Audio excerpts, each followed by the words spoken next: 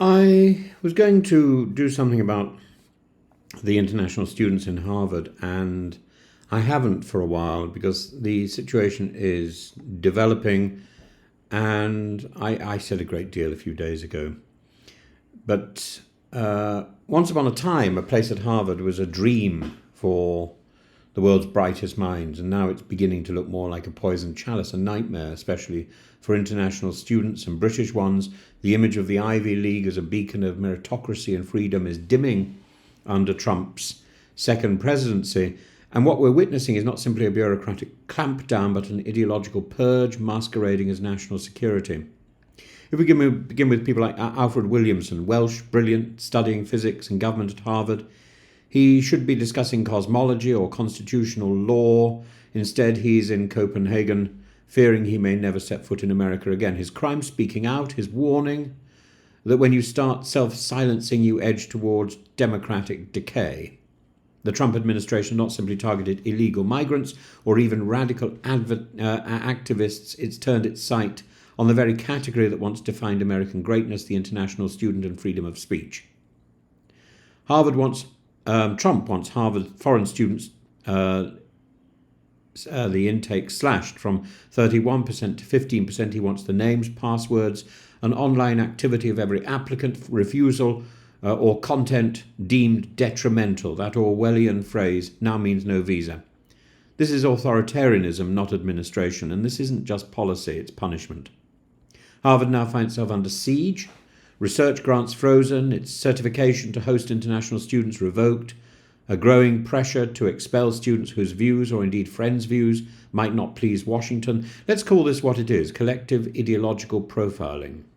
A student reposts a Palestinian flag or attends a protest against Israeli airstrikes, and the Department of Homeland Security screens them as potential national threats. One Tufts student, Rumiyesa Ozturk, was arrested and detained for 6 weeks for co-authoring a pro-Palestinian article.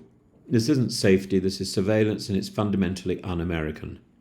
And what are the British students who made Harvard their first choice? They now speak in tones of regret, according to the newspapers. Take Oliver Cropley from Norwich, accepted but trapped in the limbo of a visa freeze. He spent £300 on an application he may never complete, with a scholarship hanging in the balance. Visa appointments have been paused globally while the administration drafts new social media screening. British students may now have to hand over passwords and endure background checks worthy of Cold War defectors. A single tweet, meme, or follow might cost them their education. Universities such as Oxford or Imperial may look less glamorous, but at least they don't ask to scan your phone history before granting admission. The attack on Harvard is not incidental, it's strategic. Trump has labelled it a den of Marxist maniacs.